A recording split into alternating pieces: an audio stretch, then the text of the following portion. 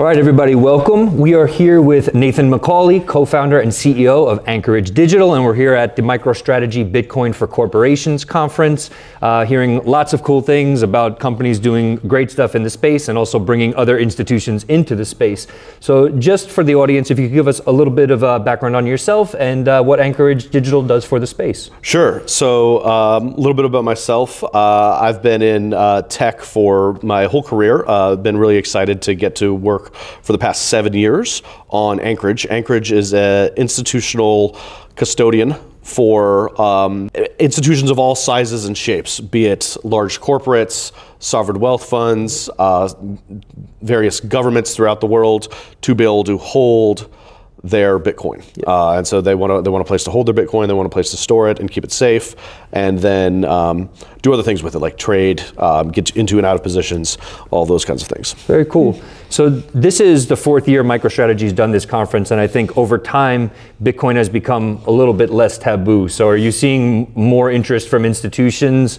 You know, have you seen interest increase significantly over the course of these 4 years? And also, what are they sort of feeling now, especially in the wake of the ETFs being issued, Bitcoin becoming a bit more normal? Yeah, I think the way I really think about it is we've seen kind of consistent interest in Bitcoin for many years. In fact, you know, the whole thesis in 2017, starting the company, was there should be a translation layer here over time where more institutions are interested in getting into it. This is a retail-driven phenomenon, a retail-started phenomenon that is now institutionalizing, which is backwards from any other asset class. That's really exciting. And so we've seen consistent demand over this whole period. And in fact, one kind of counterintuitive thing that I'd like to tell people is that the Bitcoin ETFs did not create this demand. The demand already existed. There were already folks that were interested in participating in the space, and what the Bitcoin ETFs have done has been to unlock that demand.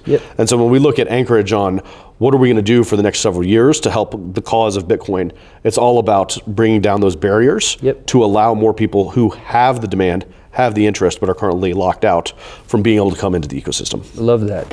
One thing I'm curious about, so I think a lot of the questions that I've heard on stage here, you have people talking about, well, what's holding people back? Is it the volatility? Is it this and that? What I want to ask is, it feels like a little bit of the inverse of that.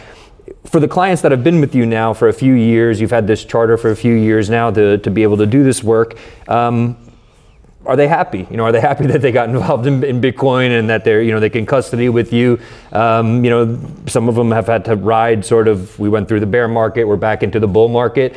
Are clients and customers, sort of the institutions you work with, are they happy that they've made it to this other side and that they chose to do business with you?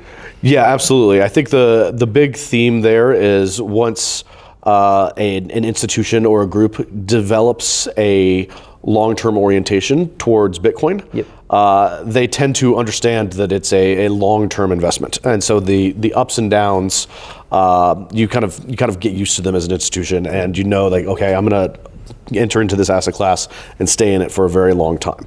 And so that's the largest bit of our clients are those that are truly forever hodlers, if you will. They buy this and expect to keep it in Anchorage for, I don't know, the next century, something like that. And so these folks are set up for it and absolutely ready to manage the volatility. We also have a very good client experience team that really works very closely with the institutions. And so, yeah, I'd say both in the investment and in the relationship with Anchorage, people have been pretty satisfied. That's great to hear. I'm curious too, I think that you're having a full team. I'm curious to hear what they offer, and also if they can play the role. So I think a lot of, up until this point, a lot of RIAs really weren't able to talk about, if you had a financial advisor, you weren't really able to bring up Bitcoin with that financial advisor because it was kind of taboo and the financial advisor couldn't buy it on your behalf. So are you playing this role of now sort of having people there who are explaining what this is and why they might want to hold it?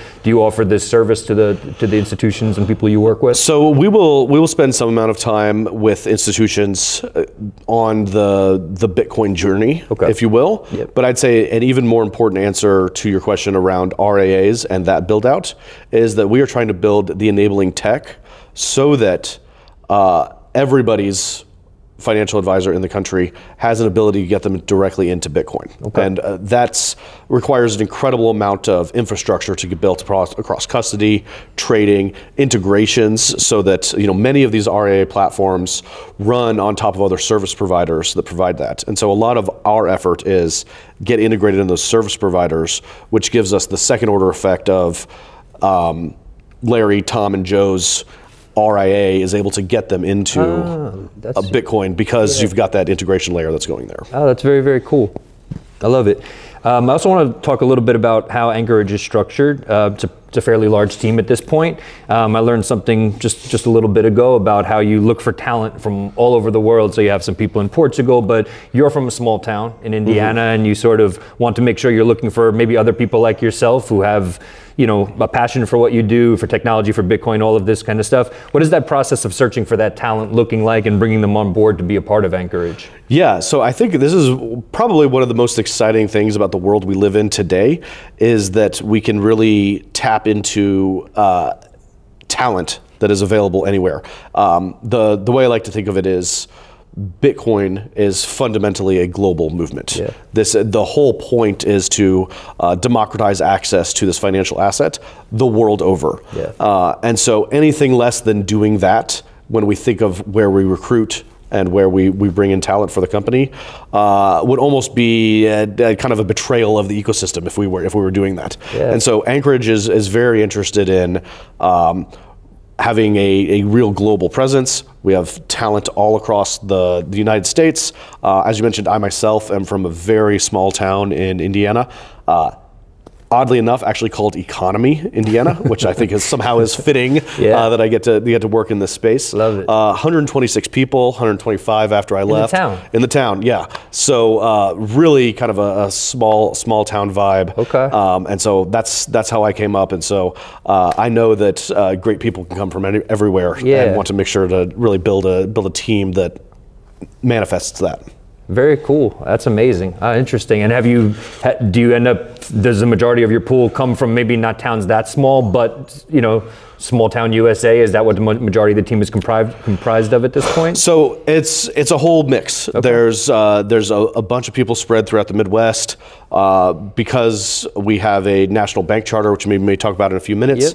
Yep. We ended up with a bunch of people in New York who were able to help us operate that. Yep. My co-founder was raised in Portugal, and so we have a real attachment to Portugal and the Portuguese talent ecosystem that's there.